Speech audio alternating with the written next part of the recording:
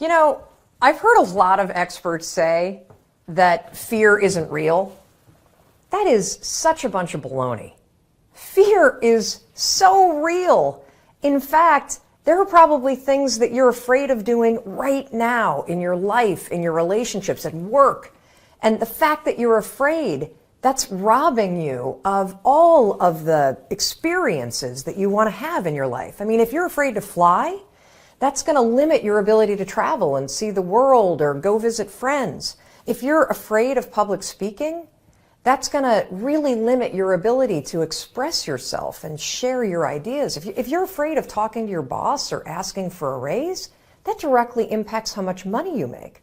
Or what if you are dreaming of starting a business, or you've already started a new business, but you're afraid to talk to people and you're afraid to share your business with people? I mean, fear is something that stops us all. And that's why I'm here to talk to you, because it doesn't have to. Fear is real, but I am going to share a secret weapon that I have used for years to beat every single fear that used to stop me. Now, first, before we get into this secret weapon, I just want to cover a few facts about fear, what it is, what it isn't, and some things that you may not know about fear. So first thing, fear is a physical state in your body that is exactly the same as excitement. Let me say that again. Fear and excitement are the exact same physical state. Your heart races. You might sweat a little bit. You might feel tightening in your chest. You might feel a pit in your stomach. You have a surge of cortisol. It's basically the way that your body goes into a hyper-aware state because it's readying for action. Now, what's the difference between fear and excitement? Really simple. The only difference between fear and excitement is what your brain is doing as your body is all agitated. If you're excited, your brain's going, oh, wow, this is going to be so cool to ride this roller coaster. If you're afraid, your brain's going, no way, there's no way I'm doing that. This is dangerous. Get out of there. Don't do that. It's saying something different. So what's critical about understanding this is that we're going to use the fact that your mind is either working for you for excitement or against you with fear to your advantage. And I'll tell you about it in just a minute, how you're going to do that. Second thing I want you to understand is that you may have heard the advice, feel the fear and do it anyway. You may have heard the advice, oh, just try to calm down. Think positive thoughts. It doesn't work, does it? And there's a reason why it doesn't work. So let's go back to fact number one. When you're afraid, your body's in a state of arousal and agitation, and your heart is racing, and you're all like amped up, and you're hyper aware of what's going on, and you're freaking out a little bit. What is it like when you're calm? You just kind of chill, right? You got like this low arousal state. Very, very difficult to go from a state of agitation of being all jacked up and excited and weirded out to a kind of state. It doesn't work. It's like trying to stop a train by throwing a boulder on the tracks. It's going to make the train jump off the tracks. It's going to cause a disaster.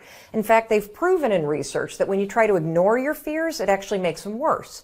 And they've also proven in research that positive thinking alone also can make your fears worse. So, what do you do? What do you do when you're about to go talk to your boss and you feel afraid? What do you do when you have to get on a plane and you're actually terrified of flying? What do you do if you got to give a presentation and you are afraid of public speaking? Here's what you're going to do.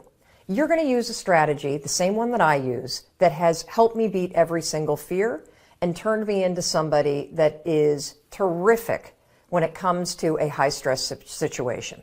This is how you do it. You're going to use my 5-second rule in combination with what I call an anchor thought, and that is going to reframe what your mind is doing so that your mind goes from feeling agitation and making you afraid to reframing it from agitation to excitement. It works like magic. Now, I have used this technique for years, literally for years. And one of the ways that I want to introduce you to it is I want to take you backstage. I want to take you backstage to a speech that I delivered this year.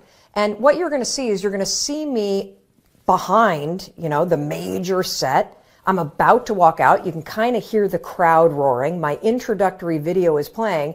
My body is in a state of arousal. I am literally, my heart is racing, my arms are sweating. It's like you're going to see this. I'm going to tell you about it. And you're going to watch me use this same technique I'm going to teach you to reframe my nerves into excitement.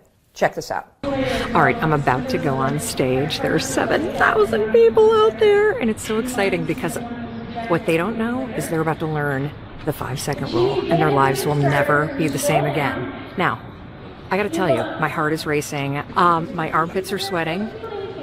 I have the exact same physiological feeling as when I'm afraid, but I'm not afraid. I'm excited. Excitement and fear is the exact same thing in your body. It's just what your brain calls it. Here's a trick that's proven by science that I use every time I speak. When I start to sweat, when I start to have butterflies, when I start to have my heart race, I say, I'm excited. I'm excited to get out there. I'm excited to talk to these people. I'm excited to share the 5-second rule. And what that does is it sends a message to my brain that tells my brain why my body's all agitated and excited. And that way, I don't feel afraid. Remember, excitement and fear, exact same thing in your body. The only difference is what your brain calls it. Go get them. Now, I want to give you one more example, just to make sure that you really get how you can use this.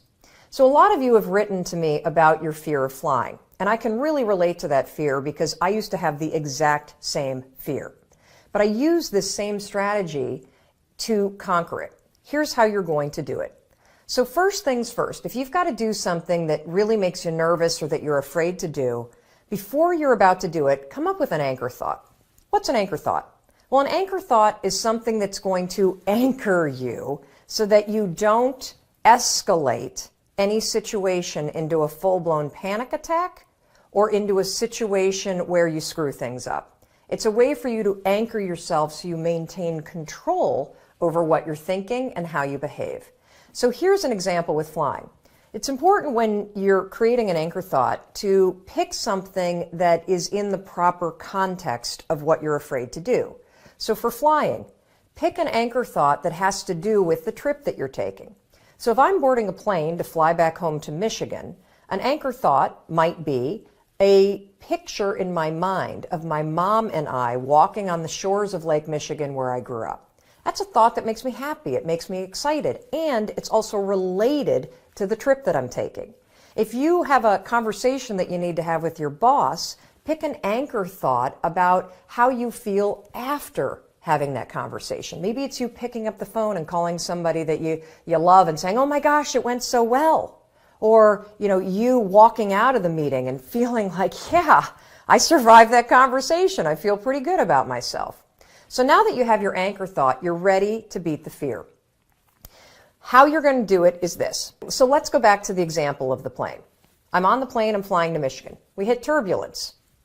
My body's going to start getting agitated, right? I'm starting to get nervous. My heart starts to race. One of two things can happen.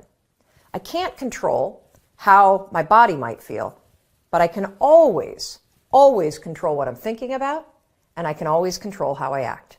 And so can you.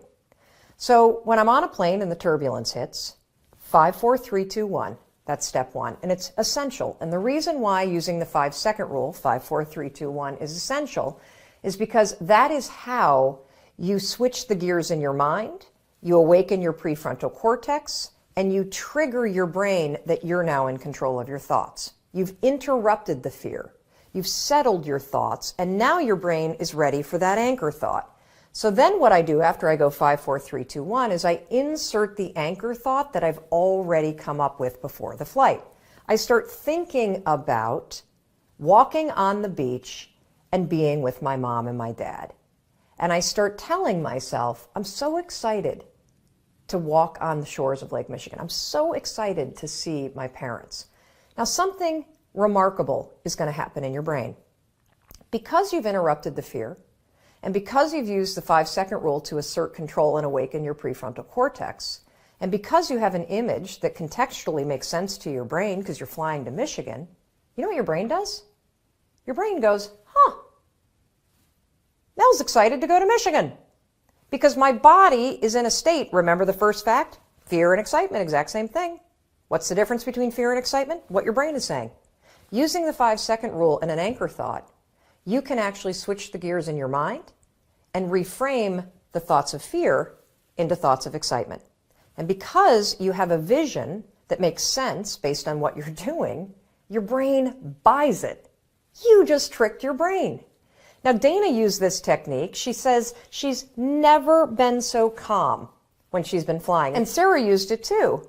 Now, Sarah wrote to us, she was petrified of flying, but utilizing the 5-second rule and 5, 4, 3, 2, 1 with an anchor thought. Check out this photo of her on a helicopter tour in Hawaii. Not only was the tour amazing, but here's what's really amazing. If fear stops you, this will change your life. And for those of you that are afraid of public speaking, check out this photo of Carol. She also had a fear of public speaking. And by using this technique that I've just explained to you, 5-second rule, anchor thought, reframe your thoughts from fear to excitement, something incredible happened. She was able to beat her fear and give a speech to her nursing colleagues. And that was something that was a life goal and also something she checked off her bucket list. Fear is real. You can't control the feelings that are going to rise up in your body when you're on a plane or when you're talking to your boss or when you see somebody that's attractive and you really want to go over and talk to that person. But you can always control what you think, and you can always make a decision about the actions you're going to take. So the next time you feel afraid, 5, 4, 3, 2, 1, go to that anchor thought, tell yourself you're excited, and that, my friend, is the power of how you beat fear in 5 seconds flat.